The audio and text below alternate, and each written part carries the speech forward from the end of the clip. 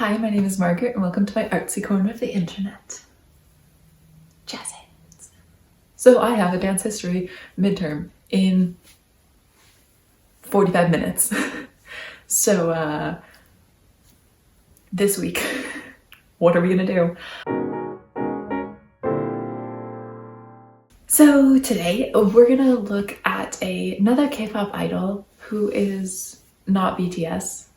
We're gonna expand, we're gonna grow, we're gonna learn new things this week. So today we're gonna look at Mina from Twice. It's a Korean girl group formed by JYP. There are 9 members, that's a lot of people, and they debuted in 2015. So that's basically who they are. I'm sure y'all already knew that, but so basically I found a compilation on the internet, and basically Mina from Twice has like, I think 11 years of ballet training. So we're gonna take a little look-see and see how great she is. Let's ruin our self-confidence with somebody who's more talented than us. Just kidding, because you're not competing against other people. You're just competing against who you used to be. That's all that matters.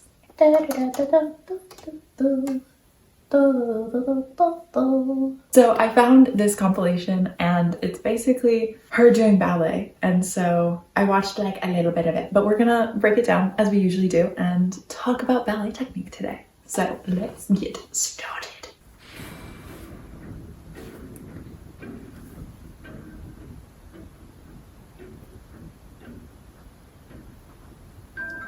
Sugarplum, sir. Ooh, that's a nice arabesque line.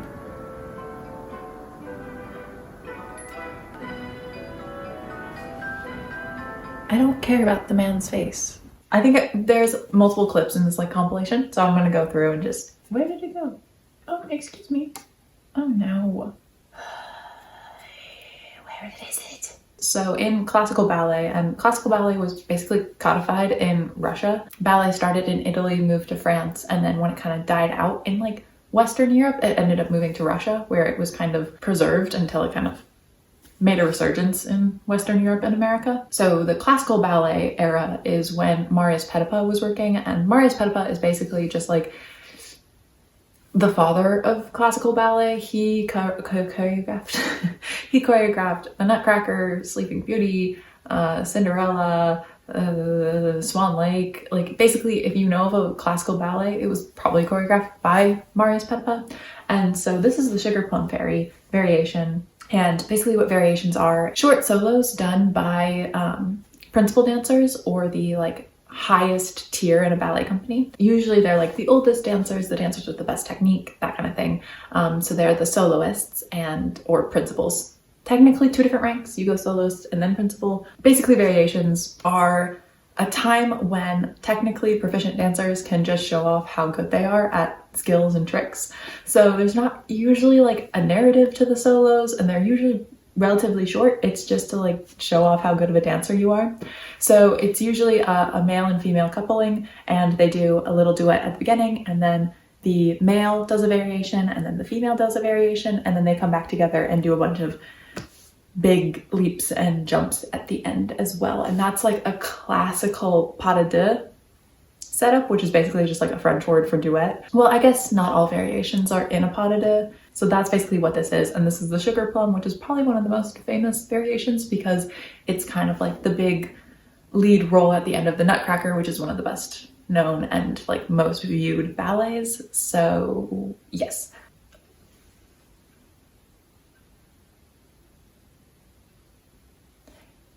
Her port-de-bras is so nice and delicate. It very much feels like, I don't know, like a flower in the wind, and it's just so nice and delicate, and it kind of looks boneless.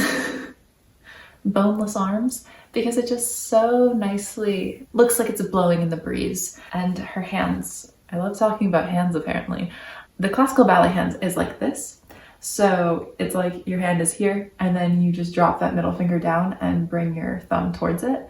And that's kind of like the hand that you use. Unless if you're a Balanchine dancer, which is an American style of ballet. He was a choreographer in the mid 1900s, and he liked this, which we call the claw hand, because like, what? But this is the classical ballet hand, and it's a way to like give a soft energy to the hand, so it's not like you're extending your fingers, but there's still energy. And it was meant to show off every single finger. See, you can see all my fingers, ideally. Maybe you can't, I don't know. And her hands are very soft and graceful. Sometimes the hands can hold tension, especially when you're doing hard moves on the bottom half of your body. So like big legs and stuff, sometimes you're like, you gotta do the thing. But in keeping a very nice port de bras is one of the ways that ballet dancers make everything that they're doing look very effortless, even if it's effortful. First of all, these are not ballet slippers. I have never seen a foot garment such as that. It's like stirrup tights, but it's sock version.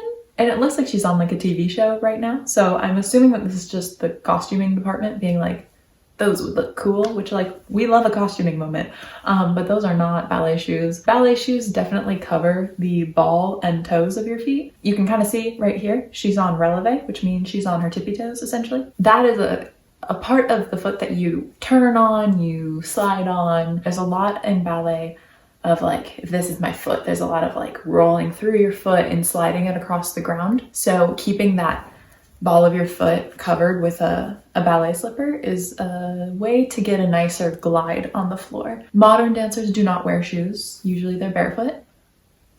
They apparently just wanted to make things harder on themselves. A little funky, I like it. What I was gonna say though is that she's on a nice high releve. One of the things that we talk about a lot is not like kind of sitting back in your releve. It's easy to like pretend like you're wearing like a little kitten heel, so your heel's like only this far off the ground.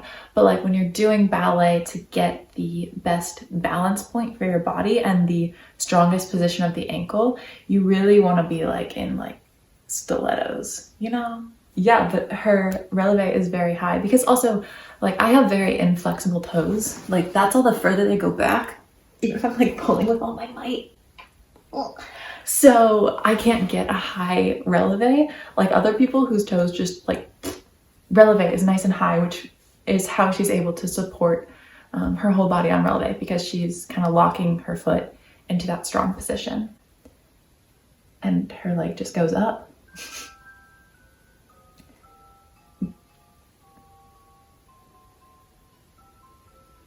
She also has a really nice, we call it épaulement, which is kind of like the tilting of your head when you go forward and back and here. And she does a really nice job of using the tilt of the head as a flourish to make just like simple walking or transition steps even more beautiful, because you can kind of see her head lingers before she goes into the next movement. It's a nice connector between two steps. And also the head positioning, especially in ballet, it's for like aesthetics, so your head is back, but it's also functional, because if I'm gonna bring my leg here, if my head's forward, my whole body's gonna kind of dip forward. So we have here, so we can bring it back, and it actually makes it easier to hold your leg up. So it's like functional, but we disguise it as like flourish. Yes, okay, her arabesque line is very nice. She's got good hips, really strong standing leg. She could be a little bit more turned out. Turned out is where if you're standing and your toes are facing forward, that's parallel. And then if you turn from your hips, rotate your hips outward so that your knees and toes are pointing towards the side of the room, that's turn out.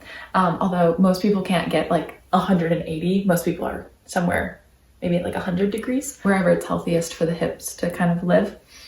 And that's one of the things is if you walk into a ballet class, you'll see a lot of people who like are kind of not forcing their turnout, but like turning out very far.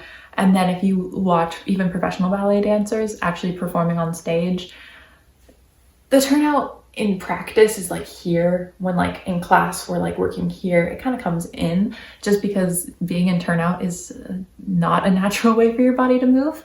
And so there's reasons why we do it when we're dancing. Her legs don't have to be completely turned out. She could probably be slightly more turned out on that bottom leg, but like not even all professional dancers will have that bottom leg turned out. That's the ideal, but honestly her line is nice enough that like most people aren't going to notice. I think also just ever so slightly she could bring her arm in the front, just down. Sometimes when we're trying to get our leg up, we try to like help our leg by bringing our arm up as well, but it could also just be the moment or the angle of the camera, because it kind of looks like the camera is a little low, so she might not actually be below her arm, but you always want to like have your torso and head sit above your arm so that all the attention is on you and not necessarily the arm. Very nice arabesque. That's also really nice. If you saw her come up and over, she really gets low. Sometimes in ballet, because there's so many rules and technical things that you're thinking about, it can get very small because you're like, I have to do this, and there's a very strict form that you kind of have to follow in ballet. But when ballet dancers find those moments to go further, it looks really nice because it doesn't look as rigid as ballet can sometimes be. But it's also difficult to hold all of that technique and then like bring your body forward like she does right here. That little swoop and then coming back up to a perfectly placed alignment is something that is exciting, because in ballet you are always so upright and placed that when you take those moments of release and then find it right away again, it's just exciting because it doesn't happen as much. This music is from Swan Lake, another classical Kpop. I'm pretty sure Kpop choreographed half of it, and then his assistant Yvonne, I forgot the last name, choreographed the other half of it. So another ballet from the classical time period. At least that's what the music is from. Ooh, some fuertes. I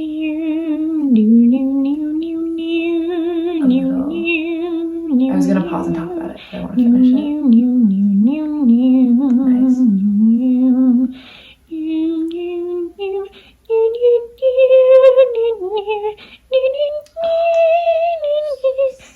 Nice. She's a nice arabesque line.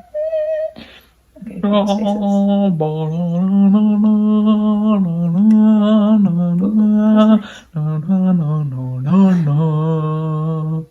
lots of really technically difficult points in this, which is why we'll be talking about a lot of it, because this is there's a lot of difficult steps in here.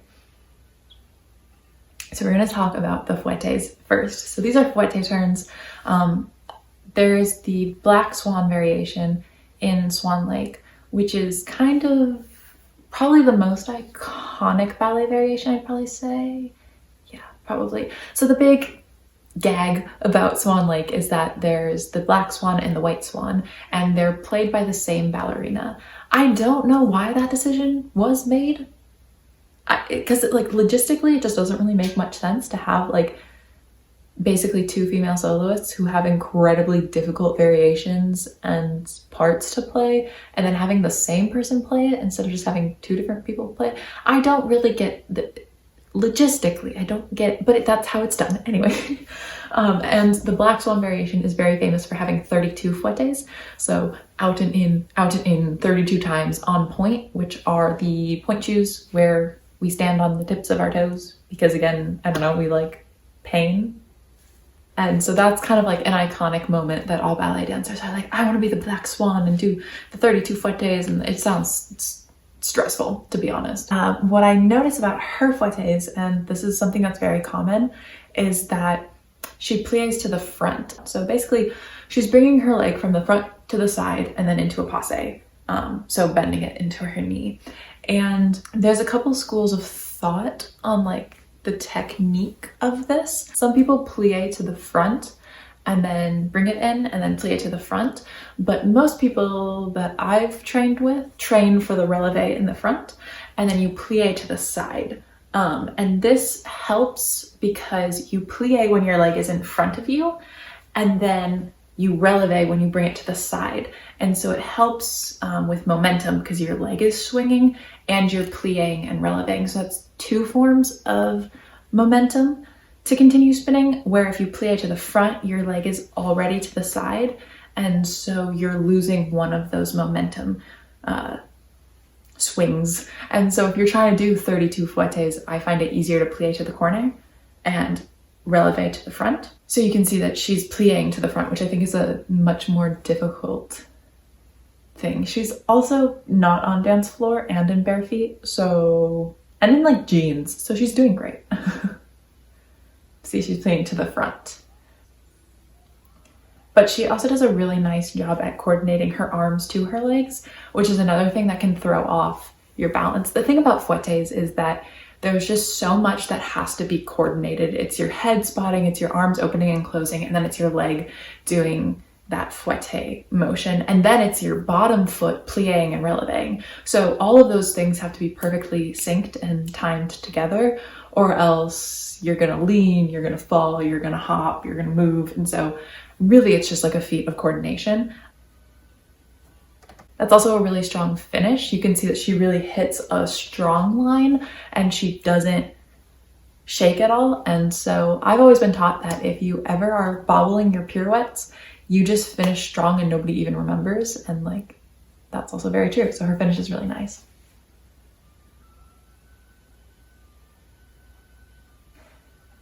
Again, I think her port-de-bras is probably my favorite part of her dancing so far. And obviously I've seen 1 minute of it. So clearly there's a whole plethora that I haven't seen, but her port-de-bras is just so amazingly graceful. And it's really beautiful to see how she just articulates so subtly, so you don't even notice it.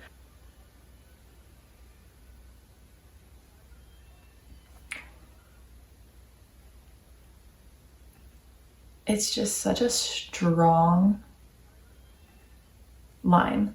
Right there, her arm is like a little bit behind her, which might throw off her balance, but it doesn't seem like it's throwing off her balance. So that would just be a stylistic thing. This is really used in Balanchine, which is like American ballet. This is a popular position. In classical ballet, it's like this, it's much smaller. Also in like the European style, and especially Bournonville, which I believe is the Danish style of ballet, everything is like much smaller. And then the American style is here. And the reason why this can get dangerous is because sometimes you'll splay your ribs and then that disengages your abs. And then if your ribs and abs are not engaged, then you might lose your balance. She seems perfectly on balance, so I don't think that's a problem for her. But this can get a little tricky, which is why most teachers will have you bring it down here just to make sure that everything is all in alignment and you don't fall over. But also there's a little thing in front of her bottom leg, but she has really nice extended legs. So you can tell that she's reaching down into the floor with one and out with her back leg, which gives her legs just the illusion of being like 10 feet long, which is why it's so satisfying to see.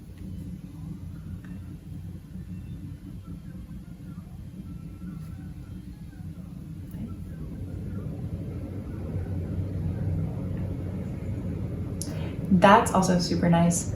I love this little turn. I missed it. Here, this little attitude turn. Arabesque is when you kick your leg out behind you and it's straight. And then an attitude back is that same position, but you bend the knee slightly. And that's what position she's in here. And I would just like to say that her turnout is immaculate to the back. A lot of times in ballet, you'll get the correction that your knee should be higher than your toe in attitude. And that's basically forcing your hips to be in turnout. Because if you drop it, then your foot is higher than your knee and you're turned in. Everybody's favorite part where Margaret tries to dance on her bed. This leg's gonna be in fatu. But this is not technically correct because it's not all the way behind me because there's a wall. So this is technically correct where your knee is either in line with your ankle or above it. This is when you get turned in. And in ballet, you wanna be turned out. This is a no-go in ballet. Modern, this is great. ballet, you want to be here. So that she's in that position, and she's also turning in that position, which is harder than just holding it. And her back leg is really nicely turned out, and it's pretty high as well. That's a beautiful position.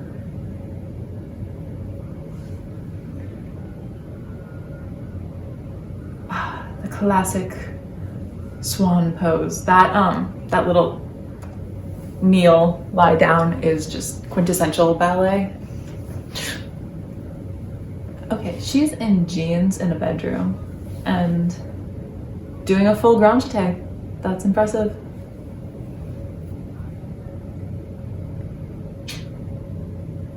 She's fully doing it in jeans.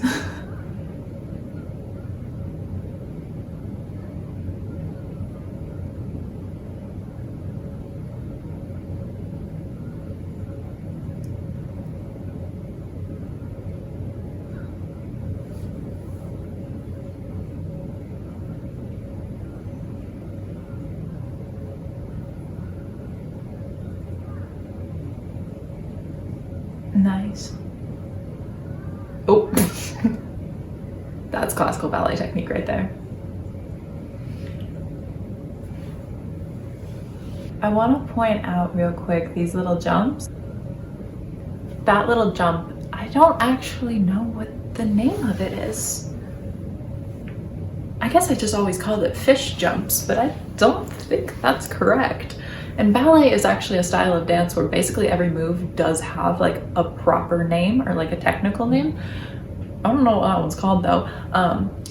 But I love watching them because the whole point is you're kind of in like this like banana shape in the sky, and you just like hold it and then you come down. And for some reason that specific jump, it just looks like they're just floating in space. And so when you see, she's not even getting that far off the ground because she's in a bedroom in jeans, but there's like this little like freeze frame in the sky, and it's ready and freeze frame.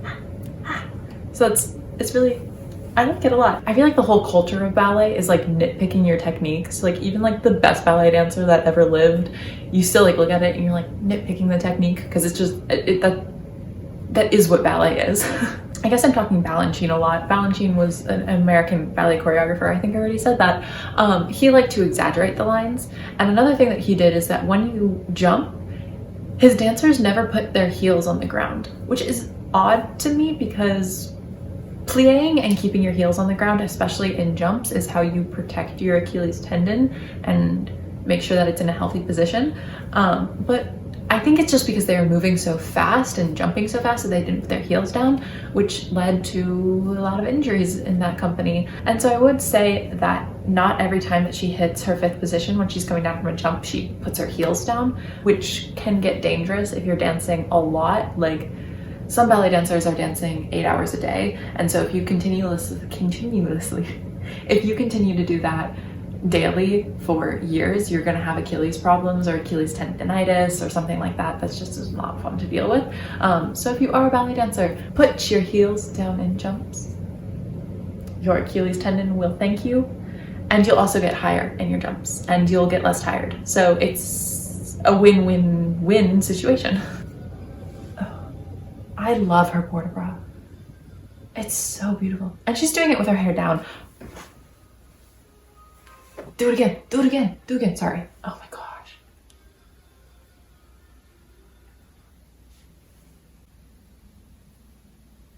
That is such a nice arabesque. It's so nice. And also, if you see her back foot, it's pink. It looks like this. Not like this, it looks like this.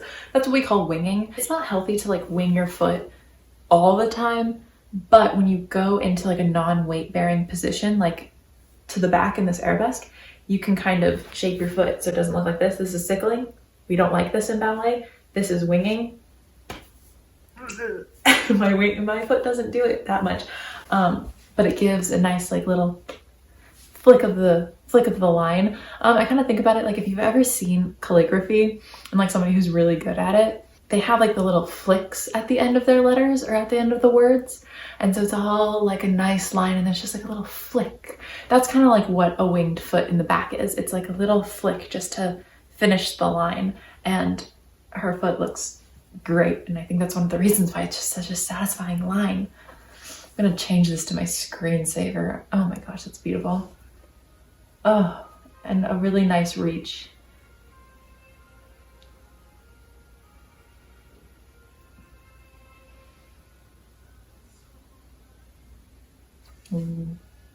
Also nice. I think that one double page at the front could be slightly, she's hiking just ever so slightly in her hip. If you see her front leg there, it is turned in, and ideally in ballet, you want it to be turned out. But also anything to the front in ballet is so hard. Like, who decided that your heel has to be facing the ceiling? I love ballet, I really do. But sometimes I just look at it and I'm like, why? Why did you choose the most illogical way to move your body? If you are wondering why ballet has turned out, it's because the men of like Italian and French courts used to wear heels, and they used to like bedazzle their heels, and so they'd go to court and they're like, everybody look at my fancy shoes. And that's actually the reason why ballet has turned out positions. So you know, it is impressive though, because I don't think she's still training in ballet. I think she's like a full-time K-pop artist now, which I can only assume takes up so much of her time. And it's impressive that she still has this much strong ballet technique just like rooted in her body.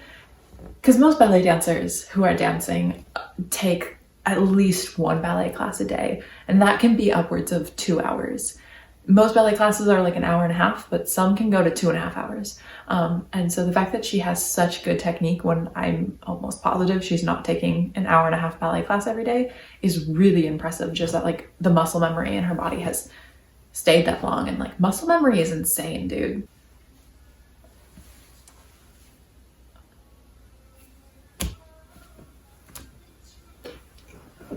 It goes up so high. Oh.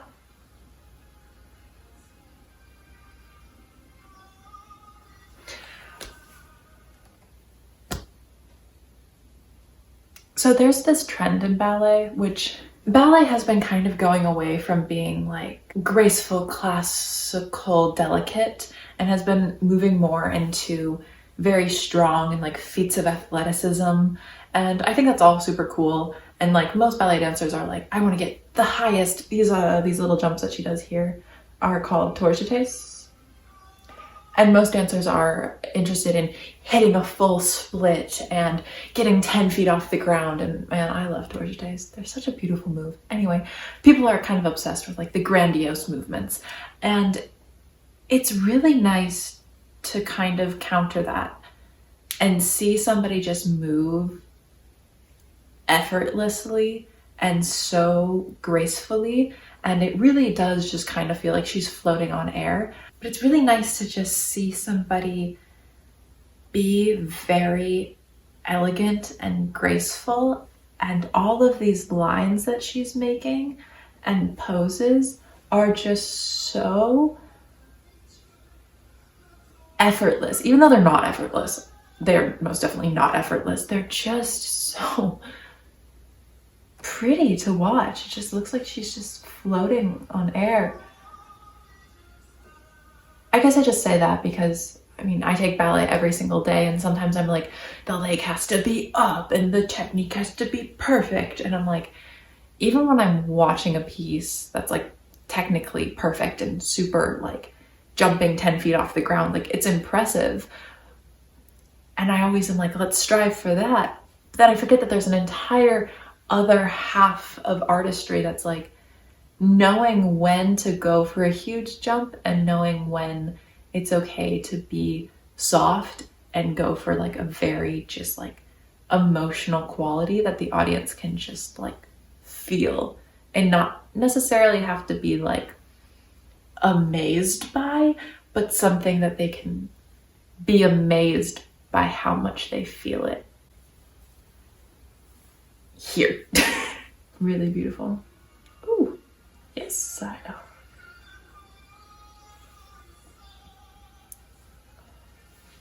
She also, right there, does a really great job at adding texture and like this little initiation, which she then draws out, and it's not breaking with classical ballet technique, but it's just adding something a little bit extra that kind of makes you go. But she also doesn't do it too often. So when she does add an accent, it really feels like something special in your eyes, like, whoa. This is a really hard technical piece too.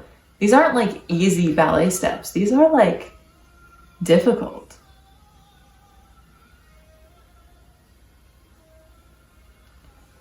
And again, I say that because even though she makes that solo look effortless, that's hard.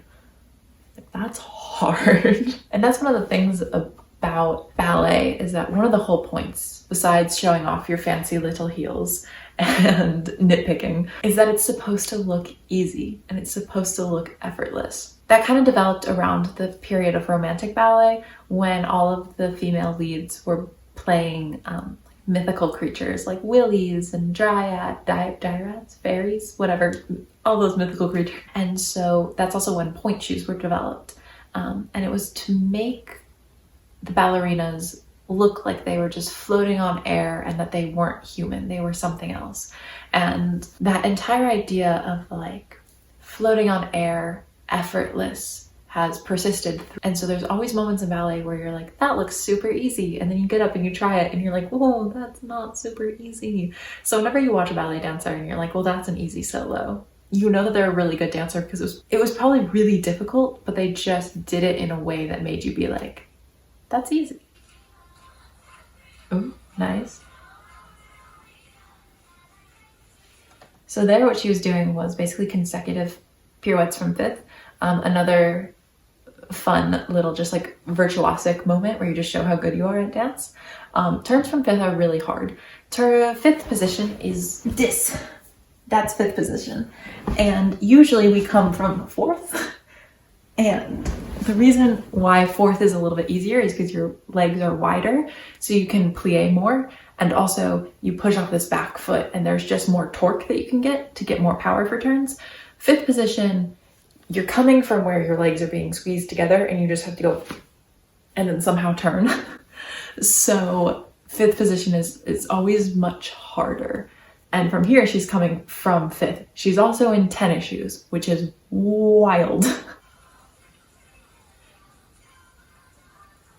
Those are nice. The coordination between her arms and legs. Ooh, that was a really nice jump. I feel like a lot of her jumps are lower, probably because she's not warmed up, she's not on sprung floor, and she doesn't probably train as much as she used to. But this last Italian pas de chat is what we call that, is really nice with the height and the arms. And I think that's another thing she does really nicely, is she has a very good coordination of upper and lower body. So whenever she moves her arms, they're like in time and in sync with her legs, and she's using it in a way that her arms help her lower body. And you think that you're like, yeah, that sounds like it would be easy. It's not.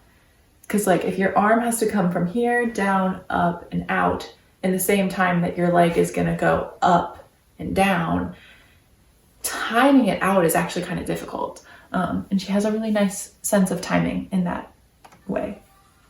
But then that's a really nice jump. Oh, is she making this up on the spot to different songs? That's amazing. Very strong technique there.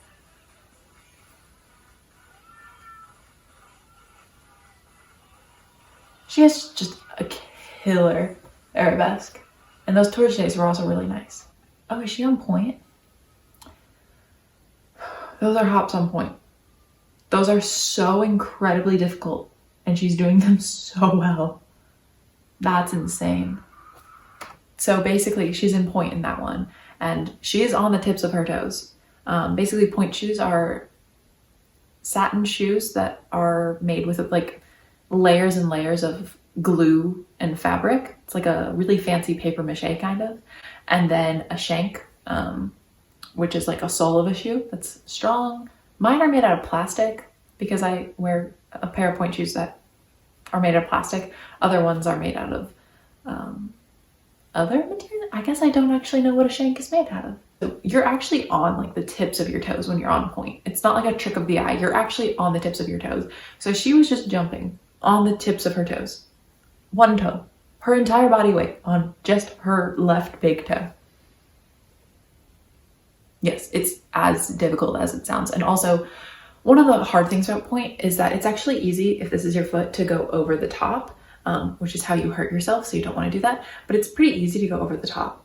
What she's doing is she's pulling her ankle back. So her foot is actually in this position when she's on the tips of her toes.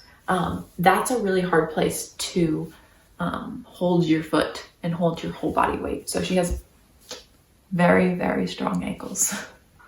Yes, the intensity in her face. I love it.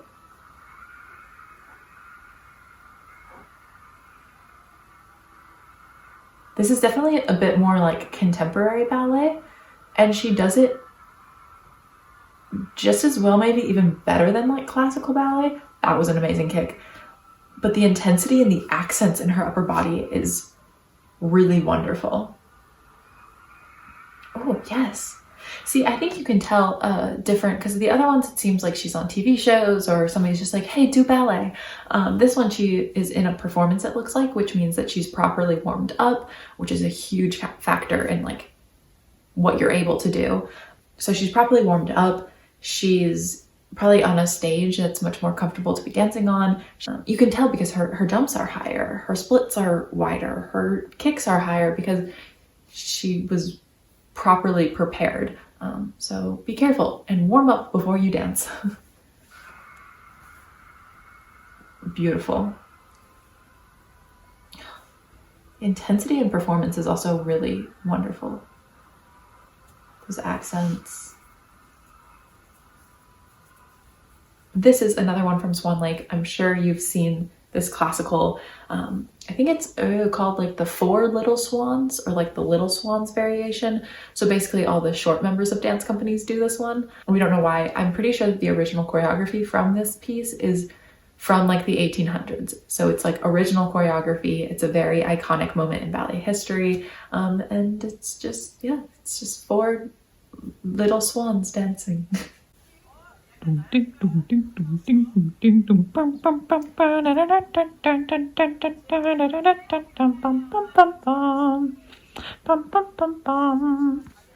actually one of the hardest parts about that variation is that it's very obvious if you're not on the exact same count, or if like your head is here and the person next to you's head is here, like you can tell. So it has to be so clean. And the other thing is that since you're so close to each other holding hands, if one person lifts up the wrong knee, it's gonna hurt. I think that's all that's in this compilation, so I will leave that compilation link down below. I've been talking for too long now, so thank you guys so much for watching. My midterm starts in 30 seconds. My bad. Yeah, thank you guys so much for watching. Hopefully you guys will stick around for the future. I talk about dance here. It's very fun, so you should come join me. Just saying. Anyway, I really have to go to this test because it just started. Thank you guys so much for watching. I will see you guys soon. Bye.